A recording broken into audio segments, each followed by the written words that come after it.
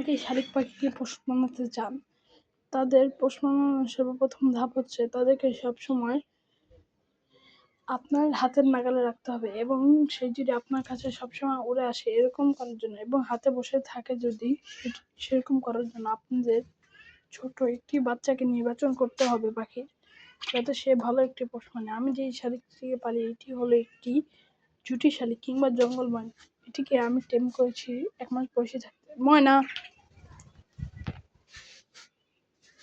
আপনার পাখিকে যদি এইভাবে টেম করতে চান তাহলে এই 3টি প্রক্রিয়া আপনাদের মাথায় রেখে তাদের টেম করাতে হবে।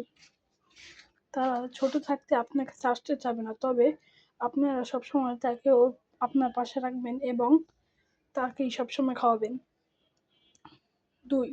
যখন তার পরক গজাবে এবং হালকা হালকা ওড়া শুরু করবে তখন আপনার কাছে বারবার তার একটি নাম সুনির্দিষ্ট নামকে বারবার উচ্চারণ করবেন এবং ডাকবেন, যাতে সে সেই নামকে তার আয়ত্ত করতে পারে এবং সেই নামটাকেই সে তার নাম মনে করে।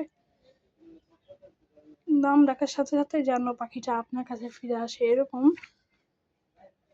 1-2 বার করার পর কিংবা প্রতিবার হওয়ার পর আপনাকে তার প্রতিনিয়ত খাদ্যের চাহিদার ভিতর, যেমন মুরগি ফিড কিংবা কালো পিঁপড়ার মাথা ছেড়িয়ে দিবেন, ঘাস ফড়িং দিবেন উড়ন্তগুলার ডানা ফেলে, এবং ঘাস ফড়িং যেগুলো এমনি ঘাসে থাকে সেগুলোকে পা ভেঙে তাদের খাওয়াতে দেবেন, যাতে তাদের রুচিও ঠিক থাকে এবং তারা মনে এমন একটি ধারণা থাকে যে আপনার কাছে গেলেই শুধু খাবার পাবে।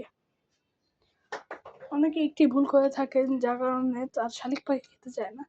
বিভিন্ন বয়সী শালিক পাখির জন্য বিভিন্নভাবে খাবার নির্মাণ করতে হয়। যেমন আপনার পাখির বয়স যদি আমার পাখির মতো প্রায় 1 মাস 7 দিনের বেশি বয়স হয়ে যায়, তবে আপনারা এইভাবে হালকা শুকনো খাবার দিবেন। তবে এর ছোট হলে যত নরম পারেন তত নরম দিবেন।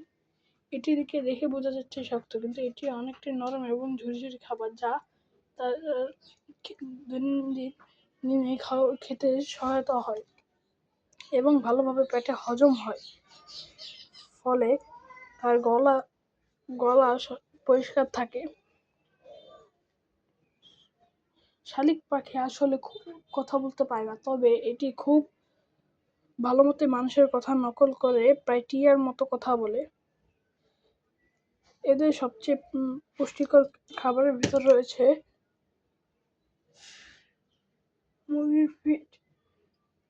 মুরগির ফিড, যা তারা খুবই পছন্দের সাথে খেয়ে থাকে। আচ্ছা, আজকের জন্য ভিডিও এতটুকুই হোক, পরের বার আবারও দেখা হবে ইনশাল্লাহ। আল্লাহ হাফেজ। সকলেই লাইক এবং সাবস্ক্রাইব করে দিবেন।